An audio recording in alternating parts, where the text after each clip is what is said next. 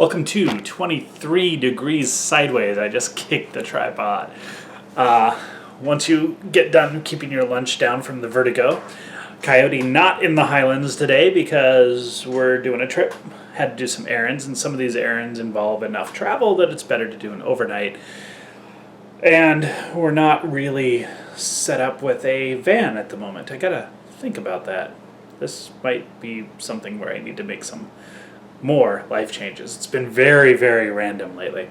I want to thank Nat, one of my, hopefully subscribers, but one of my friends online who has just, provided me with some interaction right before I did the video, and it's kind of pleasant and fantastic. I'm thinking about the energy that I provide and put forth in the videos. Today's video is something that I published on Substack. When you watch this video, it'll be several days ago. And it was based on a Twitter conversation with someone from the Rhizoma Field School, which is a homesteading school, green homesteading school, permaculture school, homesteading incubator in Uruguay. I think they're in Uruguay. Fantastic people, and there was a conversation about kids and adolescents, because I have now adult children, teenage children, and preteen children all involved in my extended life. And there's a book, How to Keep Hold of Your Kids, which I'm not sure I completely agree with. I need to read it. But some questions were asked, like, hey, about being a peer and being a parent, and how parents are more important than peers for adolescents. And I made a comment that it's a transition. You go from being a hierarchical parent, I'm in charge, to being a peer. You're still a parent. You're still the mom or the dad, but you become a peer and something more of an equal and over the course of adolescence. And I think it's very important to take a look at that. I wrote the little Substack. I'll put a link in the video, at least to my Substack, probably to the article if I remember it. There's a phase. We lack the rituals in our culture, the rituals of adulthood in general. My son is an adult now. He's still a teenager, but he's an adult, so he's about to turn 19 as I record this. And he, at the age of 14, fought a fire with me. We were house a couple doors down, just went off, completely went off.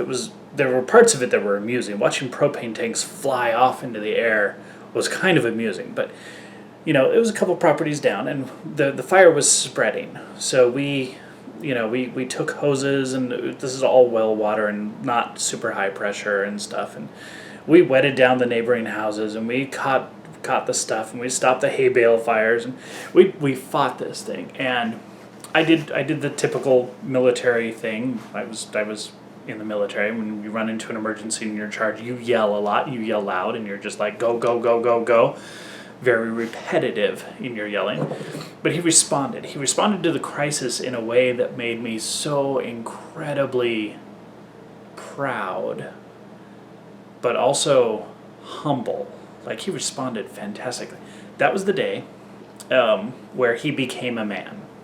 It was not an intentional adulthood ritual, but it functioned very well as an adulthood ritual. The fire department later on actually sprayed him with water as part of his joking reward. They did the man thing. And since then, I've tried to make a point of giving him the trust and telling him about that. Like, as he grows up, for a couple of years he was in charge of feeding and watering some of the livestock when we were on the ranch up in Nevada. And, sometimes you have to phrase it that there's a reminder that this really has to be done. It's like, I'm trusting you, you're an adult, you know that you got to do this. Everyone forgets sometimes and needs a little bit of a kick in the butt or a reminder, whatever. So that's part of it. You see that there's a progression here where you go from being the authority to being an advisor, a reminder, a helping peer, helpmate is not the right word because that has all the connotations of male-female sexual relationships. What it is, but yeah, a helping peer.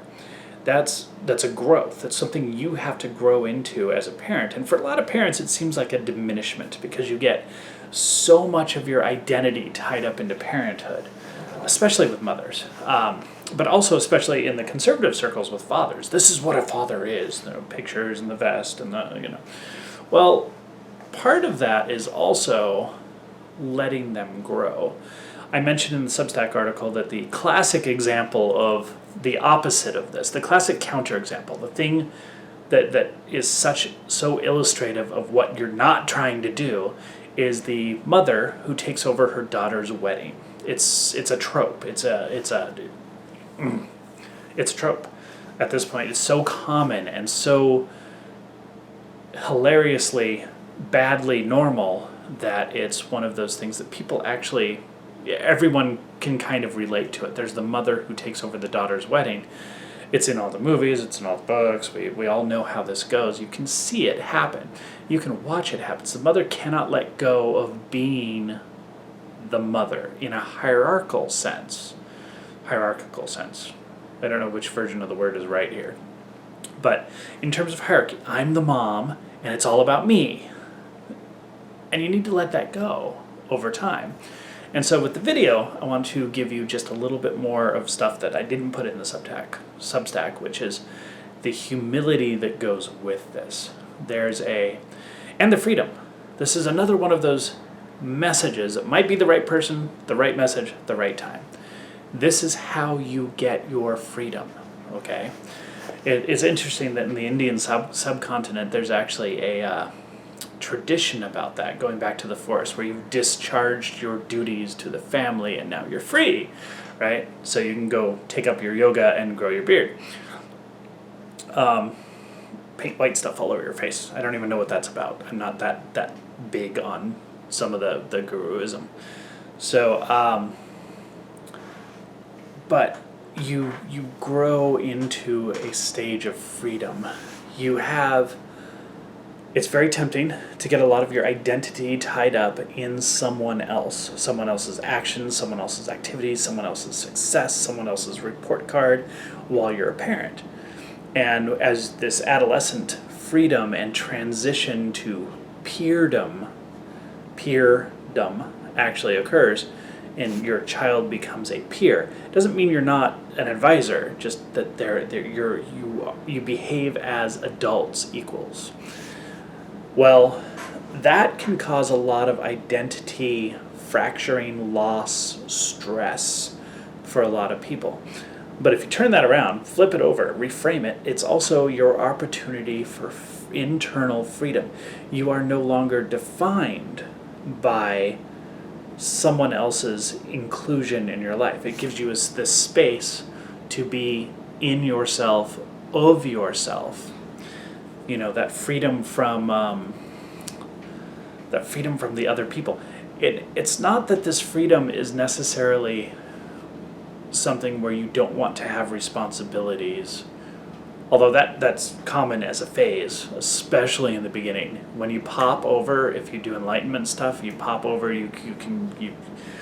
everything's different for a while, and it takes some acclimation if you want to still participate in the world. So it's not that those reactions aren't there, but this isn't about not having responsibilities. It's about finding yourself in yourself instead of out in the world, and having your inner peace become the importance and the centrality, and that increasing your awareness, the awareness part, who is it that makes the grass green? Me. My awareness makes the grass green. That it's such an opportunity for growth as the children get older and become peers instead of subjects.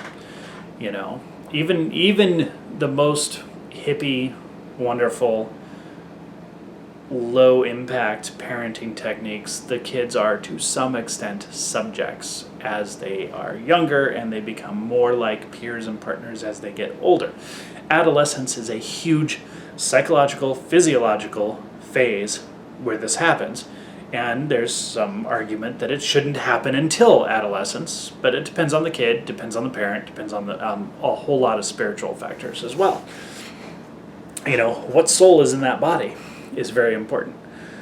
So this is the hippy-dippy part, this is the woo-woo part for the woo-woo Wikipedia. Woo-woopedia, some project we're all working on now. We're going to make a woopedia. Kids going through adolescence and becoming peers allows you that freedom to grow internally. It's just a spur. It's not that you don't have the freedom when they're kids. It's just that different people have different times and different spurs, different moments of recognition. This is your moment of recognition that your kid is getting older and your identity, your awareness, your self has time to explore internally and reframe your importances. I think it's a really big deal, I think that's a really huge positive thing. There's the humility aspect. You have to be humble about the fact that you've done what you've done, and the kid is now a person, You have to be humble enough to accept their decisions and their path. You also have to have the gratitude for the opportunity and the results. Even if you don't think that the results are good in your mind, you're grateful that they're there, But also, appreciate the opportunity. Make use of the opportunity. Recognize that you have an opportunity for growth here. It's not a diminishing of your life. It's an expansion and opening of your life. That's all I got. Stay sideways.